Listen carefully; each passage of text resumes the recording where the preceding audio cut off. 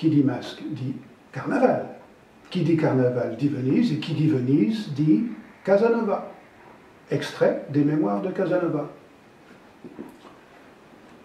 À Venise, pendant le carnaval, on permet cet innocent plaisir dans les couvents de religieuses. Le public danse dans le parloir, et les sœurs se tiennent dans l'intérieur à leurs amples grilles, spectatrices de la fête. À la fin du jour, le bal finit, tout le monde sort, et les pauvres recluses sont longtemps heureuses du plaisir des yeux. J'entre. Le parloir était plein. Mais je dus, à mon accoutrement de Pierrot, que chacun s'empressa de me faire place, car à Venise, il est extrêmement rare de voir un Pierrot. Je m'avance, marchant en nigaud, selon le caractère exigé du costume, et je vais me placer dans le cercle où l'on dansait. Après avoir considéré les polichinelles, les pantalons, les arlequins et les scaramouches, je m'approchai des grilles et je vis toutes les religieuses et les pensionnaires, les unes assises, les autres debout. Et je vis mes deux amies, ensemble, très attentives à la fête.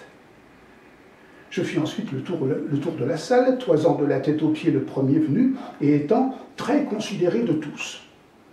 Je m'attachai à une jolie arlequine, en lui prenant nigaudement la main pour lui faire danser un menuet. Tout le monde se mit à rire et nous fit place. Ma danseuse dansa à merveille, selon le masque qu'elle portait, et moi selon le mien. Je fis rire toute la compagnie. On dansa une contredanse qui dura 1 heure et dont je crus ne devoir pas me mêler. Mais dès qu'elle fut achevée, voilà un arlequin qui, avec l'impertinence permise à son costume, vint me fesser d'importance à grands coups de patte. C'est l'arme d'arlequin. En ma qualité de Pierrot, n'ayant point d'arme, je le saisis à la ceinture et je le porte partout autour du parloir en courant, tandis qu'il continuait à me frapper avec sa batte.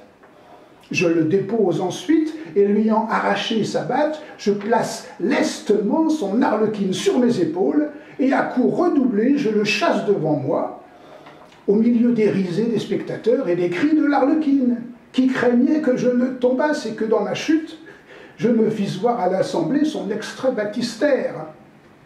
Elle avait raison, car voilà un sot polichinelle qui vint par derrière me faire un croc en jambe. Et force me fut de tomber. Tout le monde le hua. Je me lève, et fort piqué, j'entame avec cet insolent une lutte dans toutes les règles.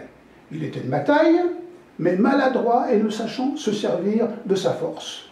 Je lui fis perdre l'équilibre et, le secouant vigoureusement dans tous les sens, je lui fis perdre aussi sa bosse et son ventre postiche. Dérisé, claquement de mains de toutes les religieuses qui n'avaient jamais vu un spectacle pareil.